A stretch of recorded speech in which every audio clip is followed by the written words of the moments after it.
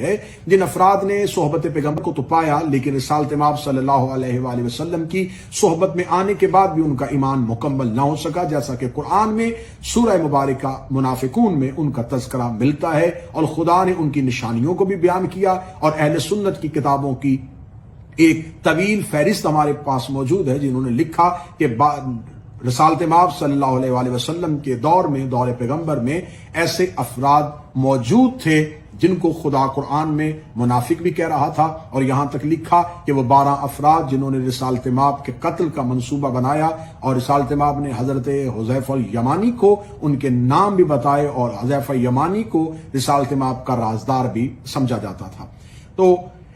اس کا مطلب ہے کہ صحابہ کرام کی مختلف قسم کی کیٹیگریز ہمارے سامنے بسم اللہ الرحمن الرحیم السلام علیک یا ابا عبداللہ السلام علیک یا ابن الرحیم الحمدللہ الذی جعلنا من المتمسکین بولایتہ من المؤمنین، الصلاۃ والسلام علی اشرف الانبیاء والمرسلین واولادہ الطیبین الطاہرین المعصومین ولعن اللہ تعالی علی اعدائہم اجمعین۔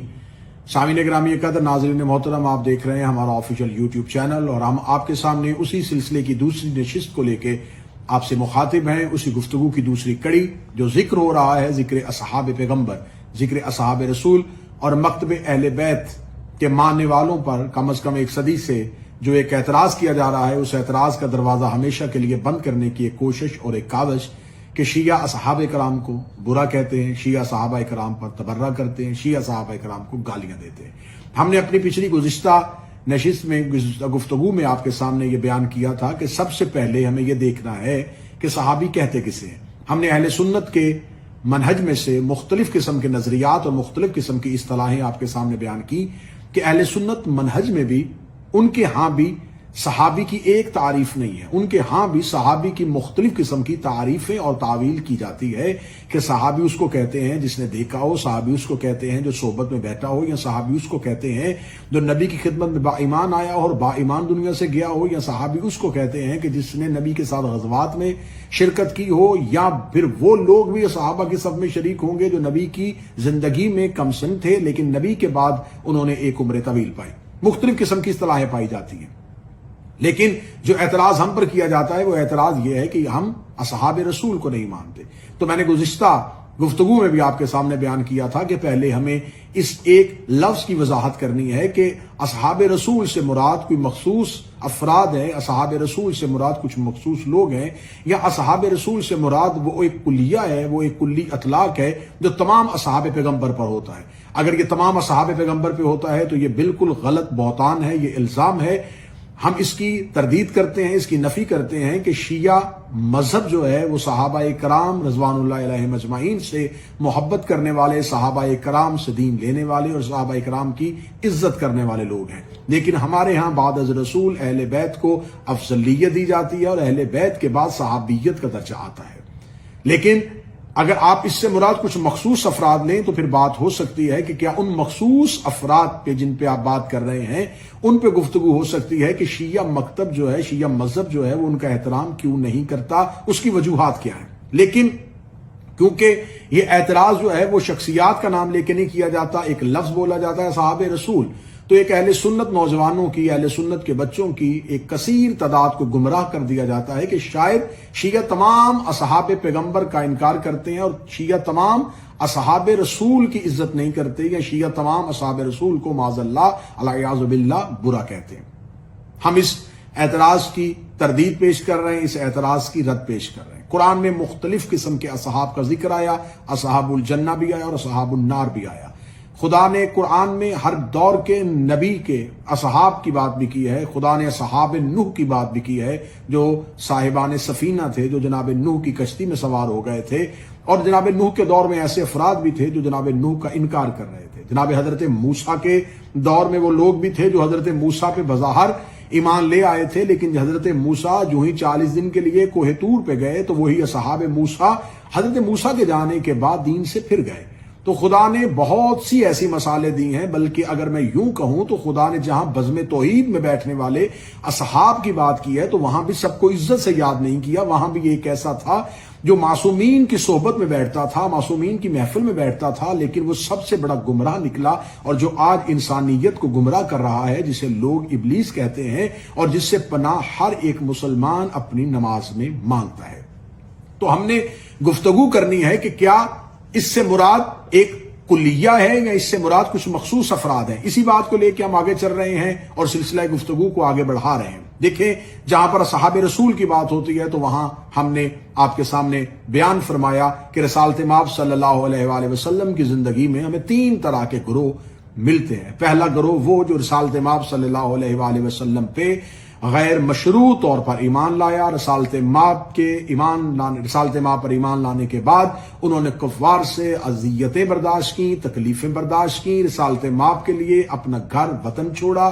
اپنے خاندان قبیلے کو چھوڑا، ہجرت کی، رسالت مآب کے ساتھ غزوات میں شریک رہے، رسالت مآب کی ایک صدا پہ لبیک کہتے تھے، نبی کی صحبت میں زندگی گزارتے تھے، رسالت مآب کی اطاعت میں زندگی گزارتے تھے، اور بعد از رسول غدیر کے اعلان پر قائم رہے، اور بعد از رسول اہل بیت سے محبت اور وفا کرتے رہے۔ وہ اصحاب پیغمبر، ان اصحاب پیغمبر کی عزت اور احترام ہر مسلمان پر واجب ہے۔ دوسرا قسم کا گروہ ایسے افراد کی بھی ہمیں تاریخ سے نشاندہی ہوتی ہے جن افراد نے صحبت پیغمبر کو تو پایا، لیکن رسالت مآب صلی اللہ علیہ وآلہ وسلم کی صحبت میں آنے کے بعد بھی ان کا ایمان مکمل نہ ہو سکا، جیسا کہ قرآن میں سورہ مبارکہ منافقون میں ان کا تذکرہ ملتا ہے، اور خدا نے ان کی نشانیوں کو بھی بیان کیا، اور اہل سنت کی کتابوں کی ایک طویل فہرست ہمارے پاس موجود ہے جنہوں نے لکھا کہ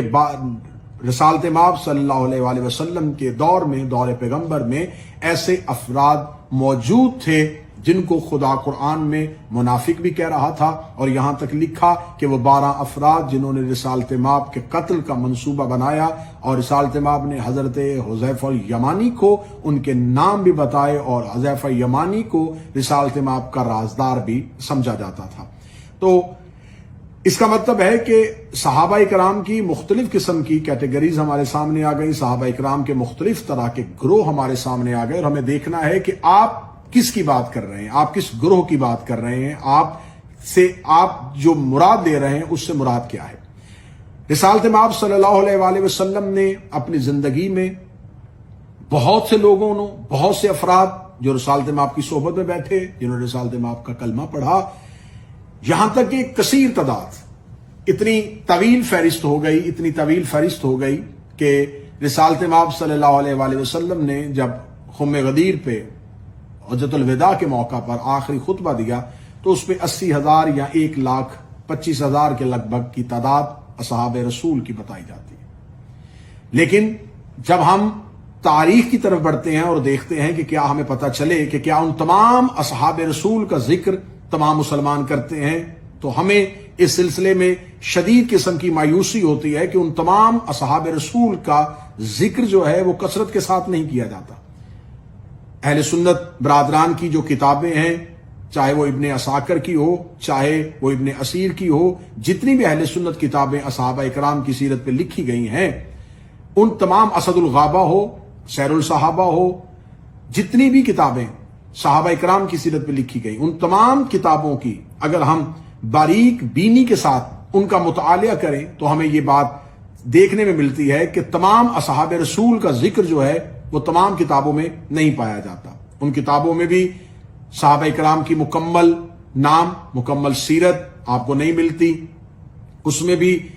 ایک مخصوص تعداد ہے جو ہمارے سامنے بیان ہوتی ہے کہ صرف اور صرف انہی صحابہ اکرام کا تذکرہ کیا جاتا ہے۔ آج تک تقریباً سینکڑوں کتابیں صحابہ اکرام کی سیرت پہ لکھی گئی۔ سب سے مشہور اسد الغابہ فی معرفت الصحابہ، یہ ابن اسیر کی کتاب ہے، 9 جلدوں میں ہے، اس میں 7,500 صحابہ اکرام کا ذکر ہے۔ پھر اس کے بعد طبقات ابن سعد ہے، طبری ہے، بخاری ہے، مسلم ہے، یا اس کے علاوہ سیر الصحابہ جس کی 9 جلدیں ہیں۔ تو ان تمام کتابوں میں جو اصحاب رسول کا ذکر ہے، اگر ہم ان تمام کی تعداد کو ملائیں تو 15,000 اصحاب کا ذکر کتابوں میں محفوظ ہے، لیکن مسلمان چند ناموں کے علاوہ باقی ناموں کا ذکر نہیں کرتے۔ تو ہم یہ بات کہنے میں حق بجانب ہیں کہ پہلی بات تو یہ ہے کہ 80,000 یا 1,00,000 کے قریب لگ بھگ اصحاب رسول، ان میں سے تمام صحابہ کرام کو تو اعتراض کرنے والے معترضین بھی نہیں مانتے، ناقدین بھی نہیں مانتے، تمام مسلمان کو ان صحابہ رسول کے بارے میں علم نہیں۔ پھر جو نام کتابوں میں لکھ دیے گئے جن کے بارے میں تفصیلات منظر عام پر آ گئی ہیں، اگر وہ 15,000 صحابہ رسول کی بات کی جائے تو ان 15,000 صحابہ رسول کے بارے میں بھی گفتگو نہیں کی جاتی، بلکہ اگر ان 15,000 کو جن کا ذکر کتابوں میں اور اہل سنت کتابوں میں 15,000 اصحاب رسول جن کے نام لکھ دیے گئے ہیں، جن کے بارے میں گفتگو کر دی گئی ہے، ان کا بھی مکمل گفتگو نہیں ہو سکتی۔ 15,000 چھوڑے 1,000 کے قریب صحابہ کی بات نہیں کر رہے، 1,000 کو چھوڑے آپ 500 کے قریب صحابہ کرام کی سیرت بیان نہیں کر رہے، تو پھر یہ اعتراض ہم بھی کر سکتے ہیں کہ آپ بھی مکمل صحابہ رسول کا ذکر نہیں کر رہے، آپ بھی تمام صحابہ رسول کی بات نہیں کر رہے۔ تو پھر آپ ہمیں یہ بتائیں کہ آپ کے نزدیک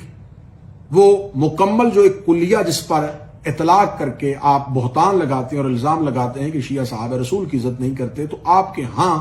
ان تمام اصحاب پیغمبر کا تذکرہ، ان تمام اصحاب رسول کی بات کیوں نہیں کی جاتی؟ ظاہری بات ہے کہ آپ کہیں گے کہ ایسا ممکن نہیں ہے کہ تمام اصحاب کی بات کی جا سکے، تمام اصحاب رسول کا ذکر کیا جا سکے، لیکن ہم اجتماعی طور پہ عزت کرتے ہیں یا مجموعی طور پہ عزت کرتے ہیں، اور ہمارے ہاں ایک فارمولہ ہے جو برادران کے ہاں پایا جاتا ہے کہ تمام صحابہ کرام جو ہیں وہ عدل پر تھے، تمام صحابہ کرام عادل تھے۔ ہم آنے والی گفتگو میں اس بات پر بحث کریں گے کہ یہ جو ایک کلیہ، یہ جو ایک فارمولہ دیا جاتا ہے کہ تمام صحابہ کرام عادل تھے، کیا اس فارمولے، کیا اس کلیے کا کوئی نص قرآن میں موجود ہے؟ کیا حدیث پیغمبر میں اس کا کوئی تذکرہ موجود ہے؟ کیا رسالت مآب صلی اللہ علیہ وآلہ وسلم کی کوئی حدیث یا قرآن کی کوئی آیت جو ہے وہ اس پہ دلالت کرتی ہے کہ کیا تمام صحابہ کرام جو تھے وہ عادل تھے؟ صحابہ کرام کی عزت ہے، لیکن صحابہ کرام معصوم نہیں۔ جہاں عصمت نہیں ہوتی وہاں خطا ہوتی ہے، خطا غلطی کو کہتے ہیں، اور جہاں غلطی ہو وہاں گفتگو کرنے کی گنجائش باقی ہے، وہاں بات کی جا سکتی ہے، وہاں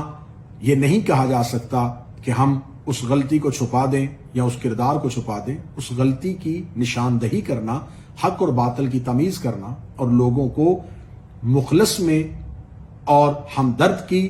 اور دشمن کی وضاحت کرنا، یہ ہمارا بنیادی حق ہے جس میں ہم آج بھی قائم ہیں۔ انشاءاللہ آنے والی گفتگو میں ہم اس ایک فارمولے پہ بحث کریں گے۔ ہم نے اس کا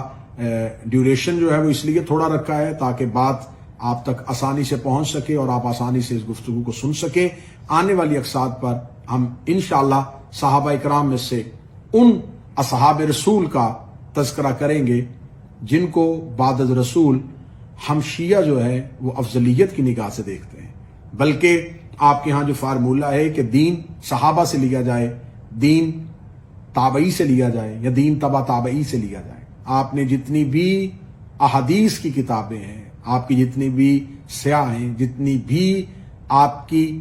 وہ تمام منہج ہیں جس میں آپ حدیث رکھتے ہیں، ان میں سے آپ یہ دیکھیے گا کہ کتنی احادیث ہیں جو اہل بیت سے لی گئی ہیں اور کتنی احادیث ہیں جو صحابہ کرام سے لی گئی ہیں۔ تو ہم آنے والی گفتگو میں آپ کے ساتھ اس بات کو شیئر کریں گے کہ شیعہ مذہب، شیعہ مکتب، شیعہ مسلک وحد ایک ایسا مسلک ہے جو مکمل دین صحابہ سے لیتا ہے، جو مکمل دین تابعی سے لیتا ہے، جو مکمل دین تبع تابعی سے لیتا ہے۔ وہ آنے والی گفتگو میں ہم بیان کریں گے کہ ہم دین صحابہ سے کیسے لیتے ہیں، ہم دین تابعی سے کیسے لیتے ہیں، اور تبع تابعی سے کیسے لیتے ہیں۔ اپنا خیال رکھیے گا۔ انشاءاللہ اگلی ویڈیو میں آپ سے ملاقات ہوگی۔ اگر آپ نے چینل کو سبسکرائب نہیں کیا تو اس کو سبسکرائب کیجئے گا تاکہ آنے والی ویڈیو آپ تک پہنچ سکے۔ اپنی دعا میں یاد رکھیے گا، خدا ہمیں حق کہنے، حق بولنے، حق سننے، حق سمجھنے، حق سوچنے کی توفیق عطا فرمائے۔ السلام علیکم یا علیہ السلام۔